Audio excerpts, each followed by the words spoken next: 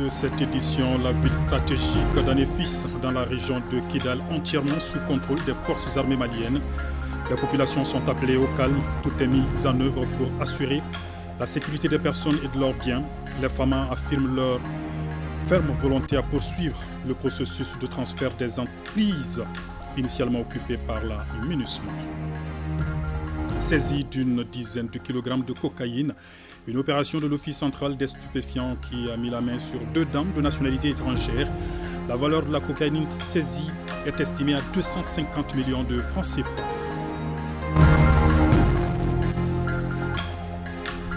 Mali Finou, la 4e édition des Journées textiles du Mali est officiellement lancée. L'événement se tient du 2 au 5 novembre prochain au Palais de la Culture Amadou Hampâté-Bâ. Thème retenu cette année, le Bogolan, une histoire, une identité culturelle.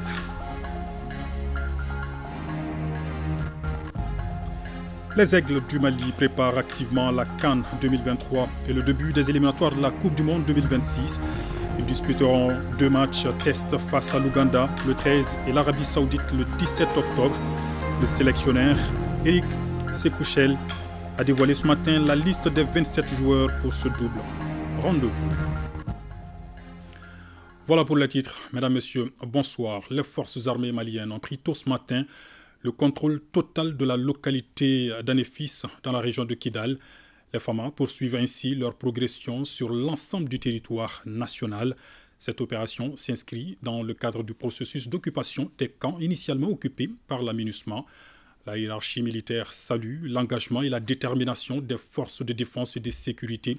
Elle appelle les populations au calme. Le directeur de l'information des relations publiques de l'armée, le colonel-major Souleymane Dambélé, livre ici le message de l'état-major général des armées au micro de Abdoulaye Sako. Dans le cadre de la mise en œuvre de la 2e phase du plan de retrait de la mission multidimensionnelle des Nations Unies pour la stabilisation au Mali, les forces armées maliennes, depuis le 2 octobre 2023, ont entrepris ce processus conformément au chronogramme établi à cet effet. C'est au cours de l'exécution de cette 2e phase que nos forces ont, les 4, 5 et 6 octobre dernier, réduit jour après jour les résistances des groupes terroristes visant à barrer la route à la conduite de cette mission régalienne. Nonobstant cette perfidie, les forces armées maliennes ont pris tôt, ce jour 7 octobre 2023, le contrôle total de la localité d'Anéfis et environ, tout en mettant en débandade ces groupes armés terroristes. Les forces armées maliennes, conformément à leur mission de sécurisation et de protection des personnes et des biens, avancent progressivement dans cette mission. L'objectif étant de rétablir l'ordre, la sécurité et la stabilité dans toutes les ex-zones d'implantation de la MINUSMA et sur l'ensemble du territoire national. Ces actions des forces armées maliennes vont permettre de rétablir l'autorité de l'État et de mettre un terme aux activités dangereuses menées par les groupes terroristes. Nous voudrons, en ces instants, rendre un vibrant hommage à nos forces armées pour leur engagement inébranlable, leur ténacité et leur bravoure dans ces opérations de rétablissement de l'ordre et de la sécurité. Votre dévouement et votre loyauté seront déterminants dans ce processus de stabilisation. Aux populations des zones concernées, les forces armées maliennes comprennent que ces opérations militaires puissent susciter des inquiétudes. C'est pourquoi elles tiennent à rassurer l'ensemble des populations que toutes les mesures sont prises pour leur assurer paix et protection. Comprenez que votre sécurité et votre bien-être sont notre priorité absolue. Quant aux forces de défense et de sécurité, nous continuerons d'agir de manière résolue pour garantir la stabilité à court, moyen et long terme sur toute l'étendue du territoire national. que vive le Mali dans la paix et la sécurité. Unis, nous vaincrons. La ville stratégique d'Anéfis, située à 112 km de Kidal, est donc sous le contrôle total de l'armée malienne depuis ce samedi matin. Mais que d'obstacles franchis avant d'y arriver, nos forces armées ont dû briser un rideau défensif des terroristes avant de conquérir la localité d'Anéfis. Et c'est une étape importante dans le processus de retrait de l'aménagement et dans la volonté des autorités de la transition de recouvrer l'ensemble du territoire national. Voyons les enjeux de cette progression avec détermination des femmes. C'est avec Sidiki Dambélé. Oui, ça y est, c'est fait. Les Famas ont pris tôt ce samedi matin le contrôle total de la localité d'Anéfis dans la région de Kidal. C'est là au terme d'intenses combats contre les terroristes qui avaient dressé un rideau défensif le long du parcours Gao-Anéfis. Si le bilan n'est pas encore établi, il faut souligner, précise un communiqué de l'état-major de l'armée, que les évaluations sont en cours et tout est mis en œuvre pour la sécurité des personnes et de leurs biens. Cette entrée à Anéfis est considérée comme une étape majeure dans le processus de retrait de l'aménagement, étape qui intervient après la rétrocession à l'armée nationale des emprises à Ogosagou, Gundam, Menaka et surtout la prise de Ber qui a été l'un des éléments déclencheurs de l'escalade entre nos forces armées et les groupes terroristes. Car, faut-il les rappeler, la ville de Ber dans la région de Tombouctou était la plaque tournante des terroristes.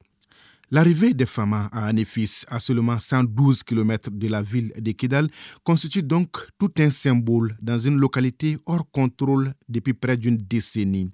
C'est également la preuve de la détermination de notre armée à poursuivre, conformément à la volonté du chef de l'État, sa mission de recouvrer la souveraineté de notre pays sur l'ensemble de son territoire.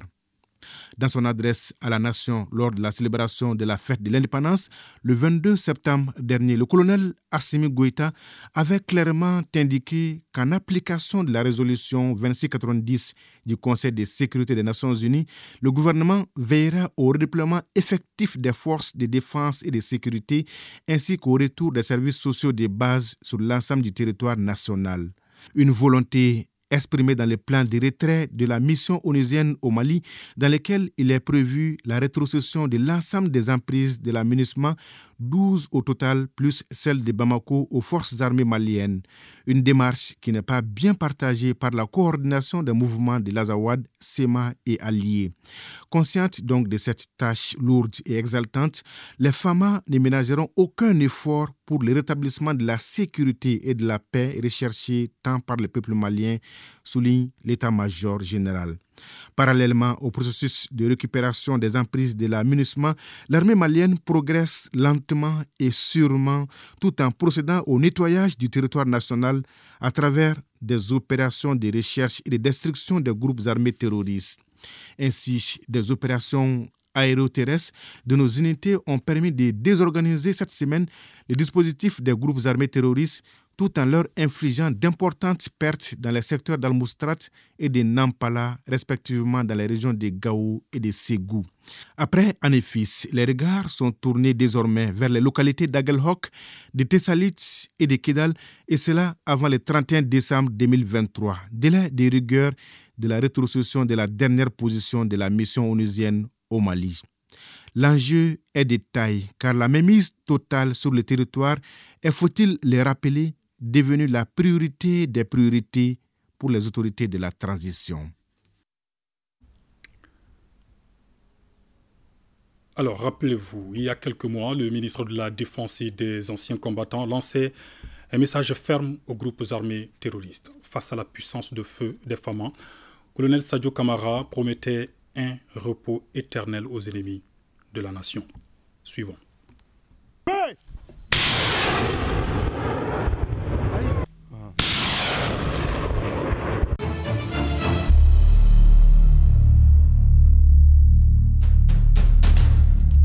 Je lance simultanément un avertissement aux récalcitrants qui pensent que les profondeurs des grottes et le couvert des forêts leur offrent encore un quelconque répit.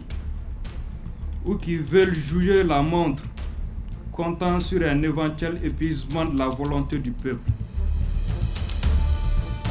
Vos actions de harcèlement et vos attaques lâches contre les populations civiles ne font que confirmer votre perte de vitesse.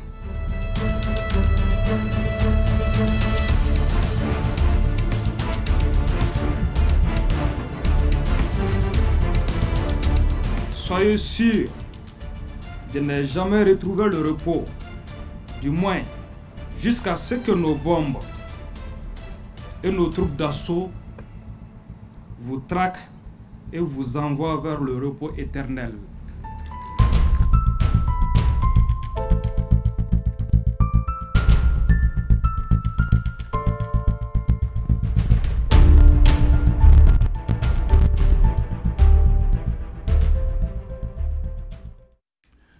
Et c'est dans cette dynamique que les populations de Tombouctou affichent et restent attachées à leurs forces armées de sécurité en dépit des difficultés actuelles. Les dividendes de l'action des FAMA dans la région sont perceptibles. Les enlèvements de véhicules, de personnes, les braquages et assassinats ciblés sont aujourd'hui réduits de façon remarquable. Images et témoignages de la population avec Yeya Tandina. La région de Tombouctou se souvient toujours de son armée qui, dans la loyauté et au prix de sa vie, sauve des vies. Janvier 2013, l'armée de terre est décidée à libérer cette ville sous occupation d'Akmi. La reconquête de la ville sous le leadership du colonel d'alors, Keba Sangaré. L'ambiance est festive le matin du 9 janvier avec des hommes sous-équipés mais armés mentalement. Ça n'a pas été du tout facile comme ça n'a pas été du tout difficile. Parce qu'on avait qu'une seule chose dans la tête. On est sorti décider qu'on va rentrer à Tombouctou. Et voilà, aujourd'hui, nous sommes à Tombouctou. Ces images sont restées dans la tête de chaque citoyen de Tombouctou. Et le soutien des populations aux forces armées n'est plus à démontrer. L'actuelle opération en cours pour l'occupation des emprises de la MINUSMA est une parfaite illustration. La reconquête de Ber est le meilleur cadeau pour les populations. Quelle qu'en soit la situation, nous sommes tous des Maliens, il faut le dire, quelles qu'en soient nos positions politiques. Et l'armée reste l'armée et l'armée c'est là pour nous défendre tous et pour sécuriser la population. Ce n'est pas du tout facile, quel qu'en soit chacun a son orientation politique, mais je pense que l'armée reste quand même la force qui est là pour la sécurité et la paix de la population. Donc c'est à nous aussi, la population, la société civile, de leur aider dans leur travail. Nous n'avons que ce pays, nous devons mettre vraiment nos différends de côté et aller à l'essentiel et aller à l'unité nationale.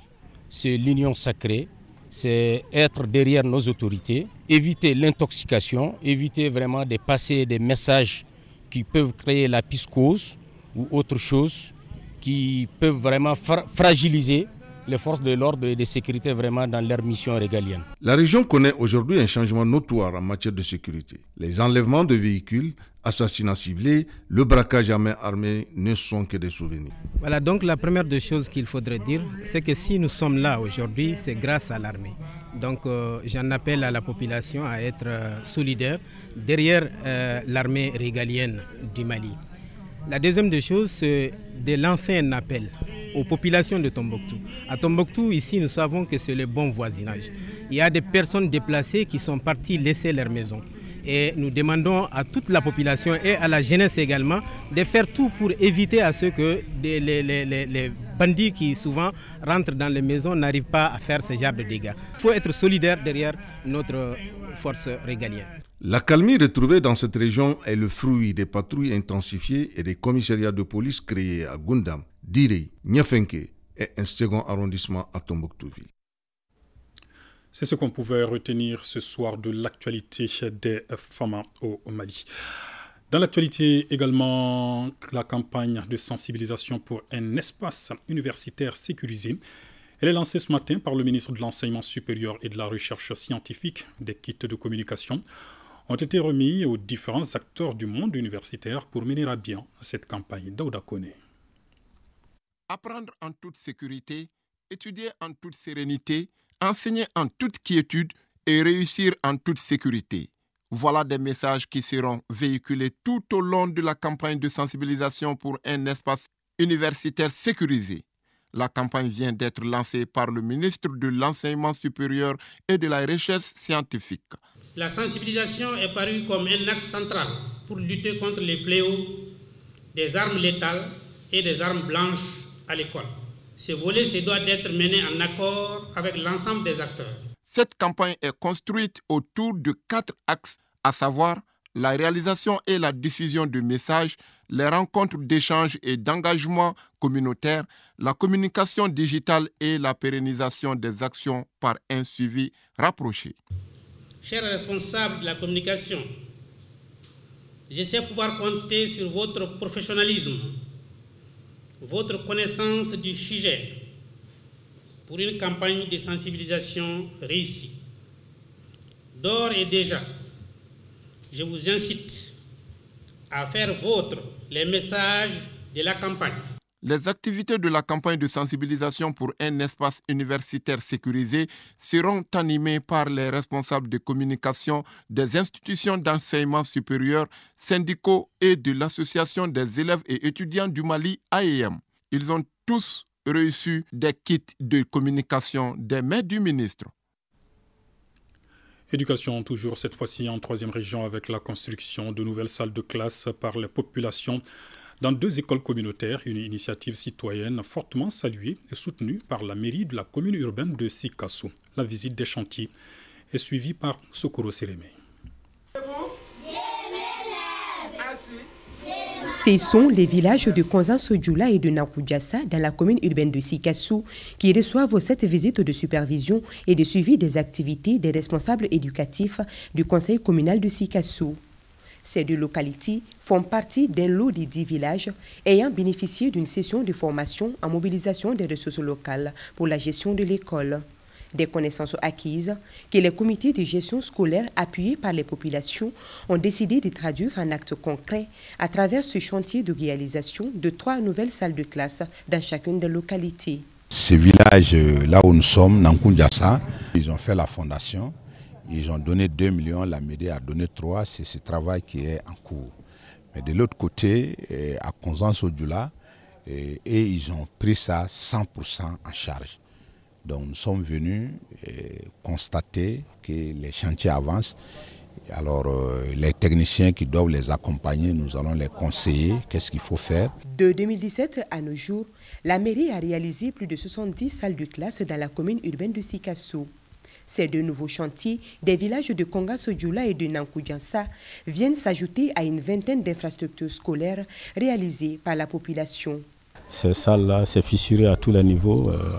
Quand les enfants sont là-dedans, on est inquiet, on n'est pas du tout rassuré. Donc, surtout en période hivernale, nous avons jugé nécessaire de construire quelques salles en dur, c'est-à-dire en ciment. L'État ne peut pas tout faire. Aujourd'hui, l'État est engagé dans le domaine de la qualité de l'éducation. Il faudrait bien que la mairie et la population, avec les bailleurs locaux, que nous puissions faire les salles de classe.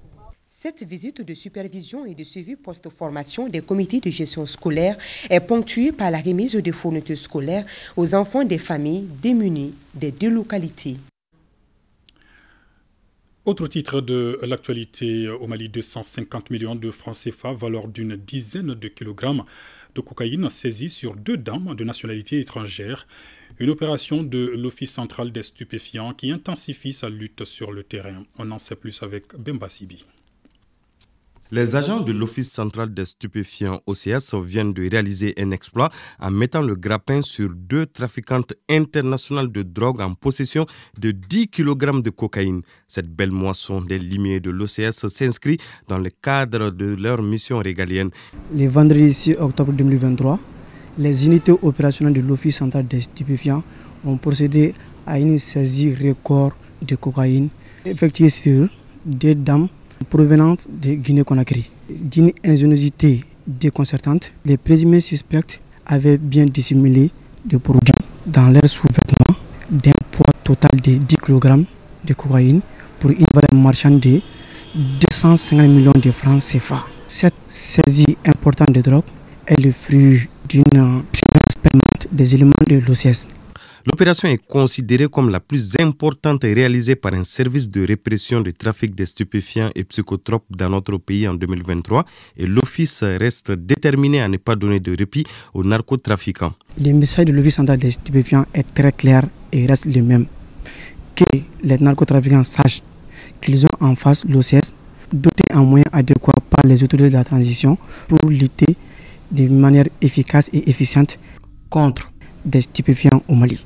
En attendant, les suspects sont dans un lieu sûr pour des fins d'enquête, après quoi elles seront mises à la disposition du procureur du pôle judiciaire spécialisé en matière de lutte contre le terrorisme et la criminalité transnationale organisée pour trafic international de drogue. Vendredi prochain, la Chambre de commerce et d'industrie du Mali lance les inscriptions pour la SECOMA, Semaine commerciale du Mali. C'est un rendez-vous qui vise la promotion des produits made in Mali et encourager les Maliens à consommer local. Mamadou Fane, reportage. Le forum sur le diagnostic de la relance de l'économie malienne tenu à Ségou en mars dernier avait recommandé l'organisation de manifestations commerciales pour booster l'économie locale. C'est dans ce cadre qu'est née l'organisation de la semaine commerciale du Mali, SECOMA.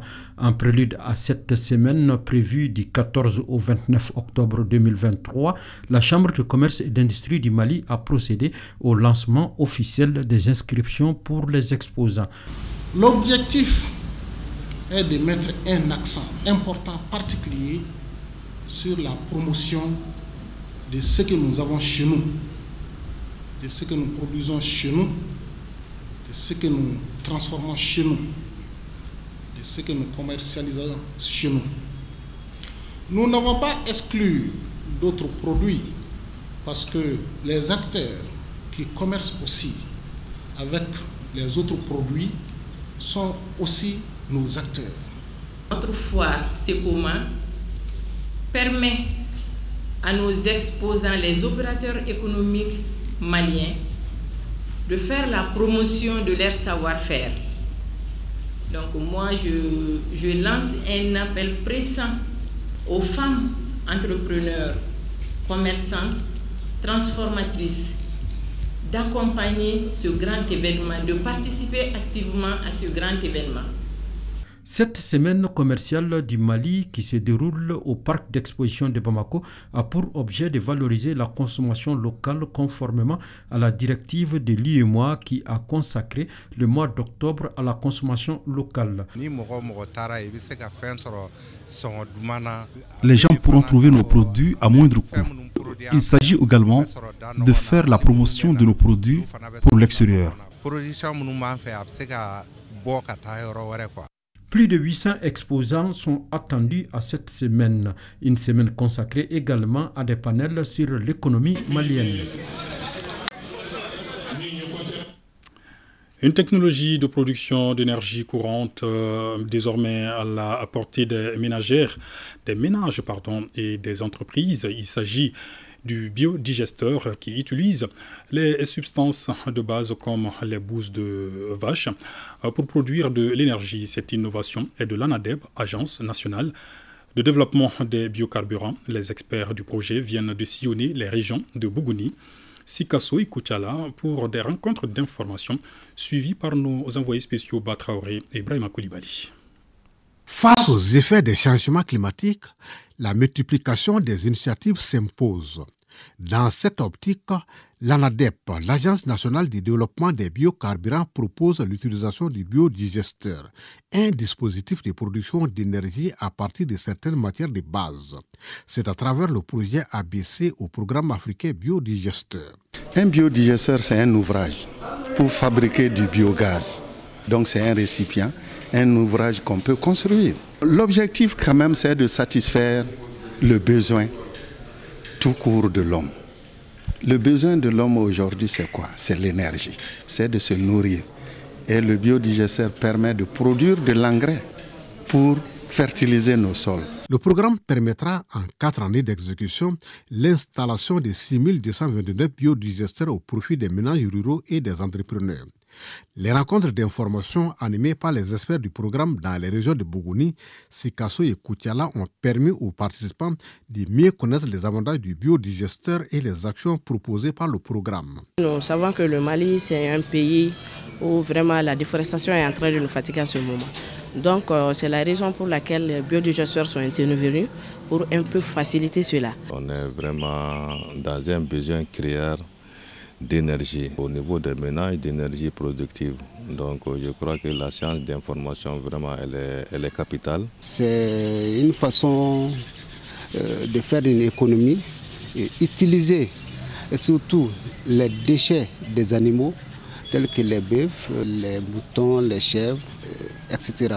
L'autorité administrative a affiché son adhésion au programme lors de ses journées d'information sur le biodigesteur. La technologie du biodigesteur, qui est déjà vulgarisée dans beaucoup de pays au sud du Sahara, se présente comme une solution viable et durable car son exploitation par les ménages ruraux permet entre autres un accès à l'énergie propre et à moindre coût, une réduction de la déforestation liée à l'utilisation du bois énergie.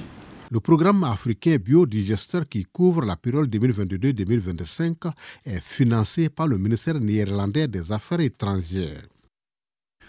À Koulikoro, rencontre des hommes de médias sur la citoyenneté, une initiative de la presse active qui entend apporter sa contribution à la construction du pays. On en sait davantage avec Ousmane Koïta.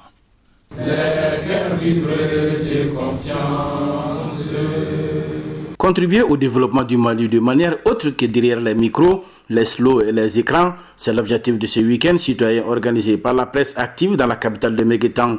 C'est aussi un moyen de vendre l'image et les opportunités de la deuxième région administrative du Mali, Koulikoro. Chaque citoyen a son rôle à jouer.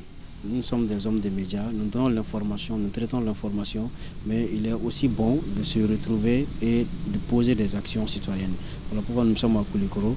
Nous allons procéder au reboisement, nous allons faire l'assainissement, nous allons faire le sport et aussi nous allons faire une conférence. Pour mieux partager cette initiative avec les autres confrères sur les biens fondés du week-end citoyen à Koulikoro, les organisateurs ont animé une conférence de presse, d'où la satisfaction des confrères de Koulikoro.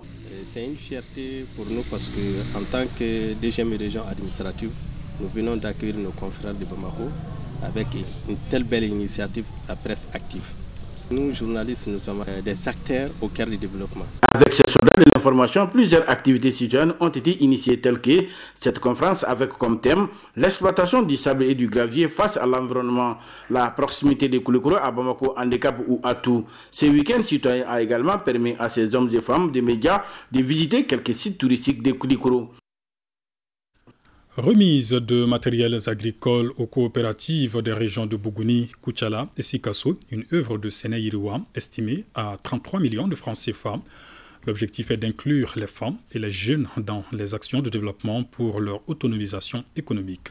Jafar Haïdara et Djibril Bagayoko. Cette cérémonie de remise de batteuse multifonctionnelle par RTI International à travers Futur Sénégirois s'inscrit dans le cadre du soutien aux organisations de producteurs partenaires par la réalisation de leurs projets d'autonomisation économique et d'améliorer les revenus des ménages ruraux et de leur statut nutritionnel à travers les actions du projet. Je suis très ravi aujourd'hui d'avoir cette machine. Ce n'est pas seulement destiné à Djamala, c'est pour tout le monde. Cependant, je salue les donateurs.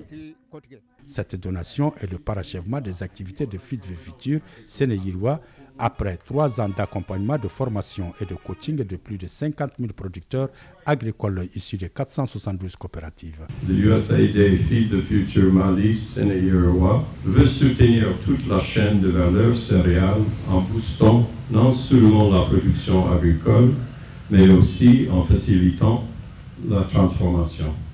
L'USAID Feed the Future Mali Sénégirois est un projet de 5 ans financé par le peuple américain afin de contribuer à l'augmentation de la productivité, à une meilleure consommation des aliments nutritifs et la résilience des ménages agricoles. Ces matériels vont permettre aux producteurs agricoles d'alléger les tâches post-agricoles et d'aller vers la transformation. Ceci va sans nul doute permettre à nos producteurs agricoles d'avoir des produits avec plus de valeur ajoutée. À rappeler que les bénéficiaires sont au nombre de 11 coopératives, dont 8 de la région de Bougouni.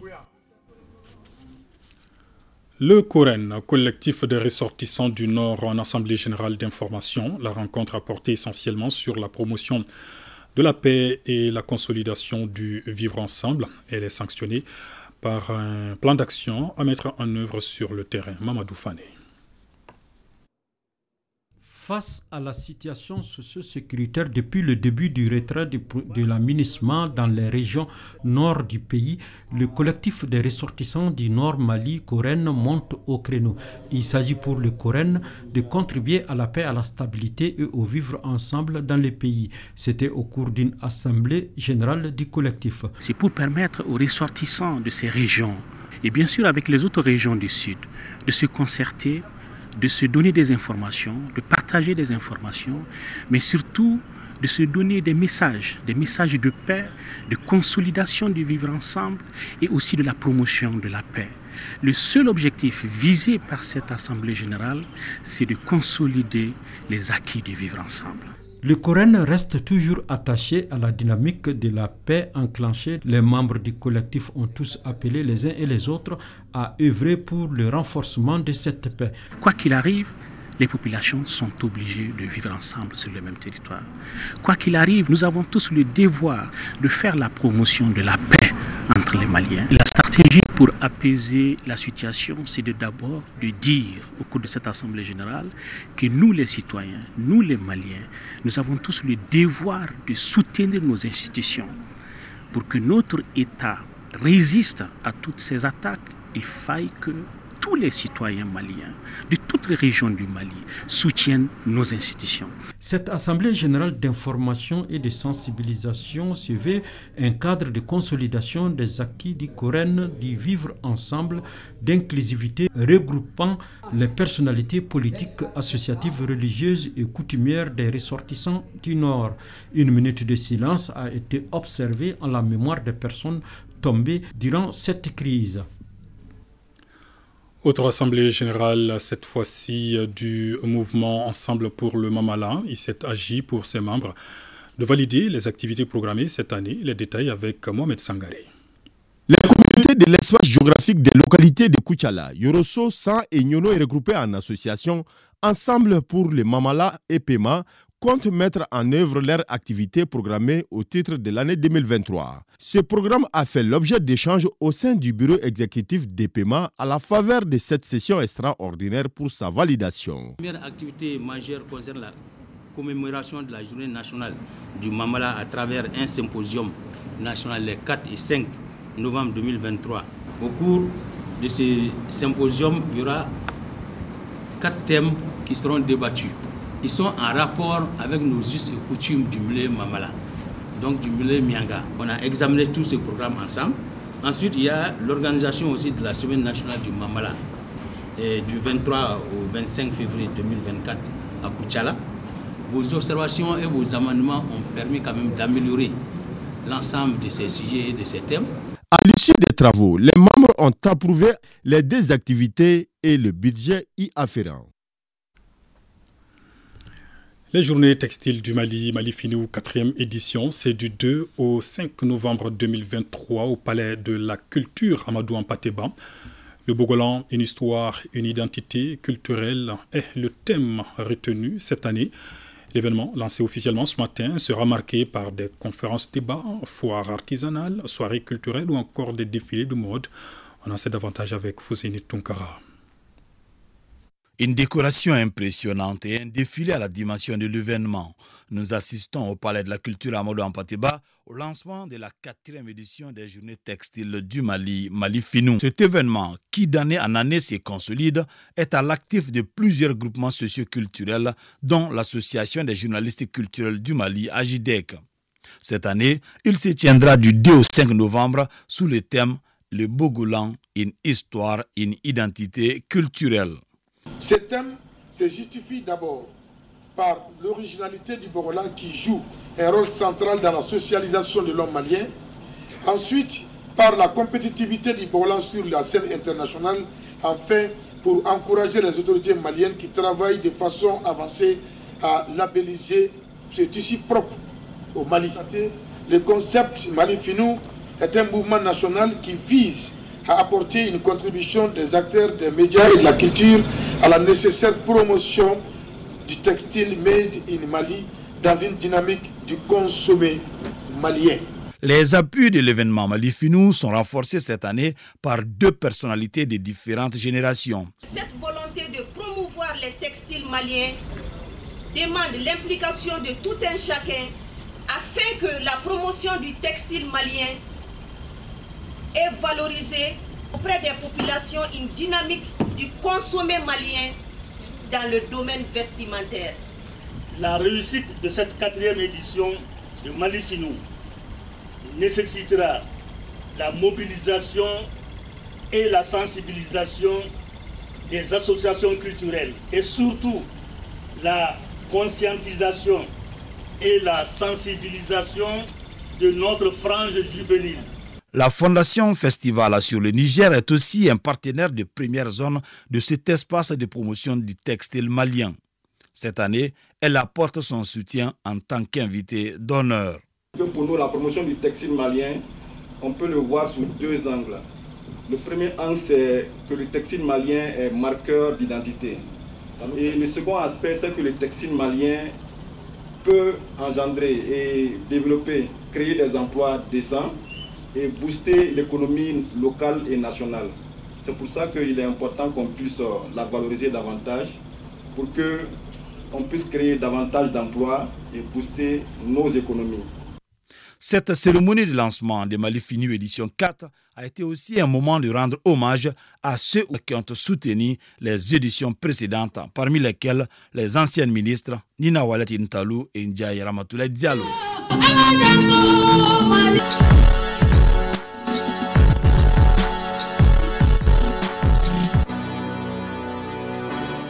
Le journal des sports, c'est avec Abdul Karim Kaba en plateau avec moi. Bonsoir. Bonsoir Ibrahima Traoré. Alors les Aigles du Mali préparent activement la CAN 2023 et le début des éliminatoires de la Coupe du Monde 2025 ou 2026.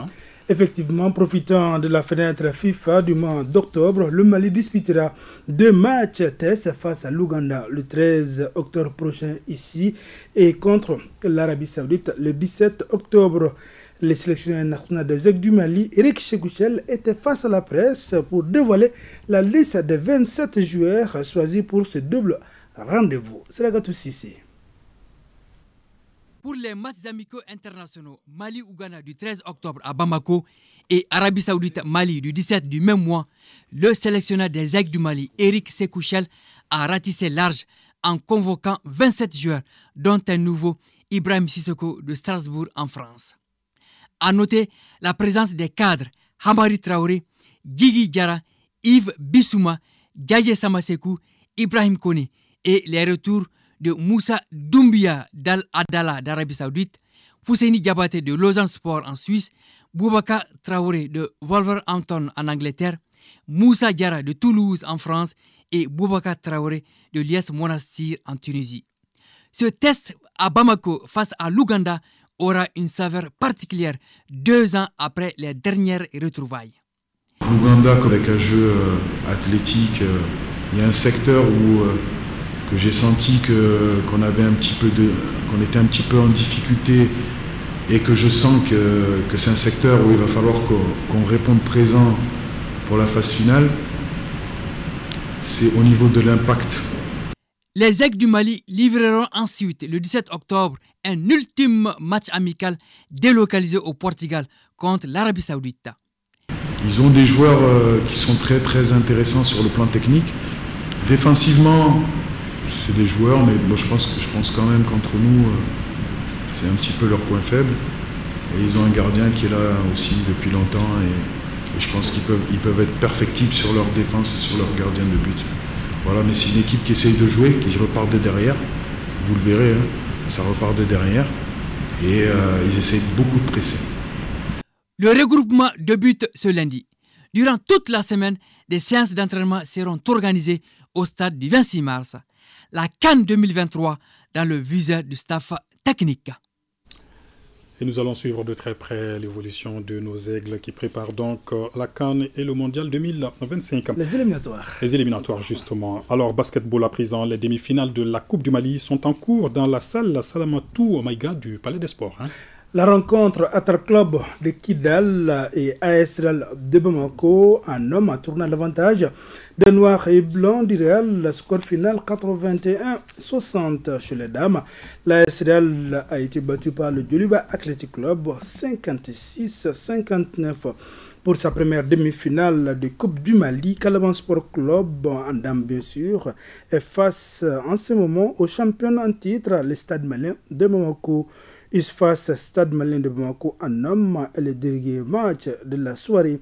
Les Blancs tenants du titre et champions du Mali 2023 sont les favoris de la rencontre, mais les Usfaciens ont à cœur de sauver leur saison après l'échec en championnat.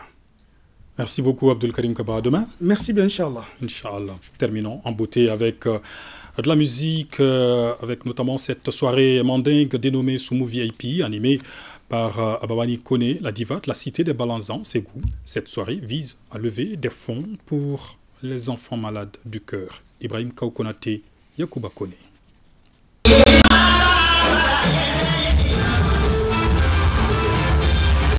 En décidant d'organiser cette grande soirée Soumou, la reine de Badjourou et de la musique Bambara, Babani Kone, veut partager ses instants de bonheur avec tous ses Djatiguou et ses fans. Le Soumou, c'est entre les djeli et les nobles. Donc chaque notabilité a sa propre djeli. Donc Soumou, ça veut dire la nuit, la causerie. Je vais vous chanter du moderne, du traditionnel. Je vais utiliser un peu de tout. Donc je vais faire Badjourou. Je vais faire maintenant la 3e millénaire parce que Demsanou est mieux fait. J'essaie de changer un peu. Les fonds générés seront utilisés par sa fondation pour payer des fournitures scolaires aux enfants démunis et la prise en charge des enfants malades du cœur. Je dis un grand merci à tout le monde, tous ceux qui ont fait le déplacement pour venir ici au Babeba. Donc merci à mes Djatigi, mes fans, mes amis, l'ORTM avec les autres télés qui m'ont aidé vraiment. Je vous love et merci beaucoup. Une soirée époustouflante et une ambiance énergique qui ne laisse personne indifférent. Ces chansons sont tous sensées et c'est plein de sens et d'éducation. Donc là, vraiment, ma joie ne fait que manifester dans cette soirée. Et je souhaite bonne réussite et joyeux anniversaire à ma fille Babani Kone. Babani a très bien chanté, il a bien fait honneur à mon mari, Sekou. Oui. Et on lui souhaite un très heureux anniversaire encore et beaucoup de bonheur. Et c'est sur ces notes musicales que s'achève ce journal. Merci de l'avoir suivi. Forte pensée et soutien total à nos femmes engagées sur les théâtres d'opération. Excellent moment de télévision à notre compagnie. Bonsoir.